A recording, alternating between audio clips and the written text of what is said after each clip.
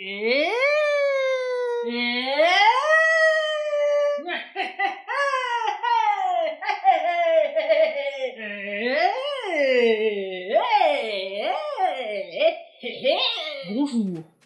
Mes petits internets chéris, j'espère que vous avez passé un été formidable. J'espère que votre rentrée scolaire ou professionnelle a été délicieuse. Et si comme moi vous êtes au chômage, oui. Et qui dit fin de l'été dit Deuil.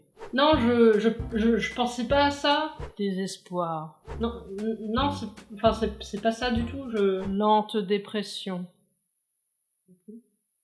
Donc, qui dit fin de l'été, dit fin des vacances scolaires. Et qui dit fin des vacances scolaires, dit fin des colonies de vacances. Ah oui, celle-là vous la vouliez vraiment, bande de petits dégueulasses. Oui. Alors les histoires de colonies de vacances, j'en ai beaucoup trop pour une seule vie. Et c'est très compliqué pour moi de vous garder le meilleur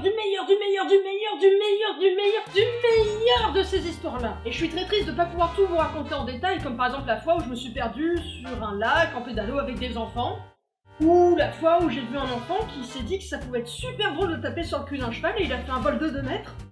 Ou la fois où cette maman a eu la merveilleuse idée d'envoyer un colissimo à sa fille avec le cochon d'Inde mort dedans pour qu'elle fasse le deuil de son animal. On vit une époque formidable. En tout cas, je peux vous dire que dans l'éventail de styles de gamins qu'on rencontre, il y a une catégorie bien distincte et qui peut faire basculer un séjour d'idyllique à Over sur Terre. Et en général, on a 2 types de gamins. Les enfants malpolis comme les frères jumeaux Nathan et Grégoire qui m'ont invité à aller niquer ma mère quand je leur ai demandé de terminer leur carotte râpée, et les enfants trop polis comme Hector qui, à 5h du matin, me réveillait en me demandant les échos et son triple café noir sans sucre pour pouvoir profiter du lever du soleil dans le silence du centre endormi. Sauf qu'Hector avait 5 ans. Et moi à 5 ans, je te file un Picsou Magazine et du chocolat chaud, et putain tu me laisses dormir Hector là. Et puis, il y a les autres. Et dans cette catégorie des inclassables, il y a un enfant dont je voudrais vous parler dans cette vidéo. Un enfant impossible. Ce gamin, ce n'est pas n'importe quel gamin. C'est ma némésis.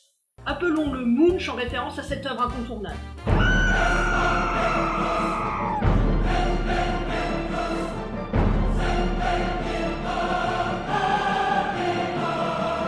Et cet enfant, c'était plus que le boogeyman des animateurs. C'était mon boogeyman.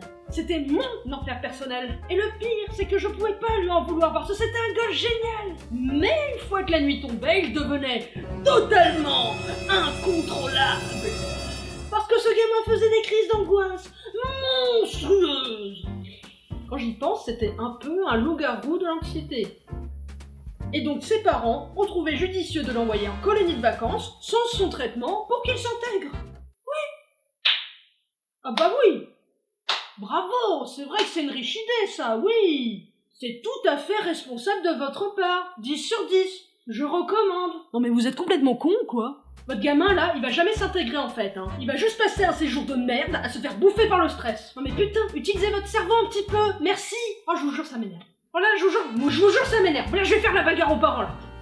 Ils sont où? Bref, on avait donc Munch qui faisait des crises d'angoisse à l'appel et qui arrivait seulement à se calmer quand il avait ses parents au téléphone. Donc le petit, il appelait environ 20 fois par jour chez ses parents, c'était pas possible en fait. Ce n'était pas possible. Et le soir, nous, on fermait les standards téléphoniques à 19h, donc il pouvait plus appeler. C'était fini les coups de fil à 19h. Basta, niet que dalle, terminé, terminato.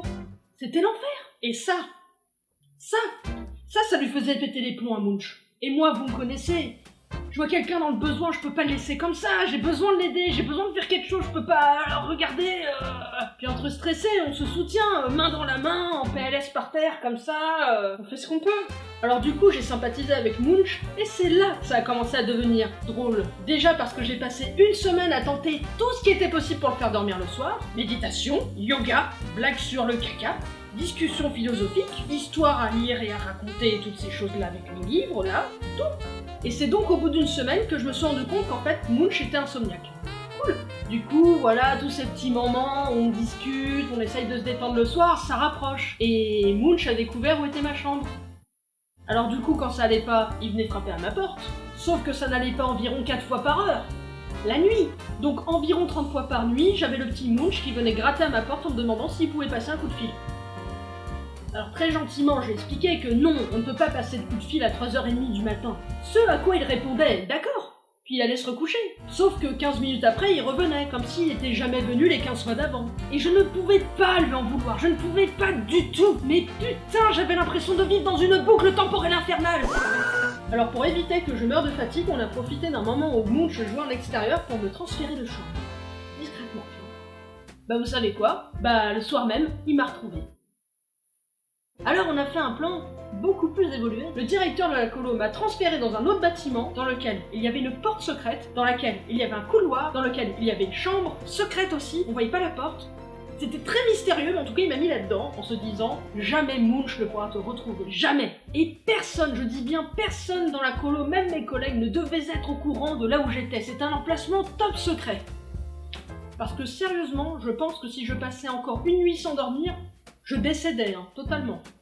Irrévocable. Sauf que la nuit, Munch ne m'a pas trouvé. Donc vous devinez ce qui s'est passé. Non mais réfléchissez. Essayez de deviner, là. Je vous laisse 10 secondes, essayez de deviner. C'est pas compliqué. Bah il a réveillé tout son bâtiment en demandant où j'étais. C'était affreux. Personne n'a dormi, parce que personne ne savait où j'étais.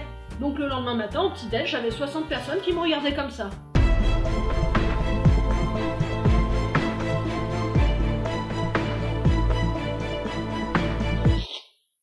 Et au final, la deuxième nuit, il y a un animateur qui a craqué et qui m'a balancé.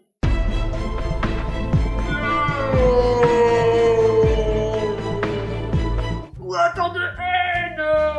Et là, je me rends compte que j'ai fait que de parler de ma némésis du coup. Zut. D'un côté, c'était de loin mon histoire la plus extraordinaire.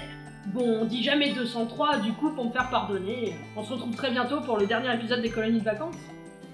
Et n'oubliez pas, buvez de l'eau. Les jolies colonies de vacances, merci papa, merci maman.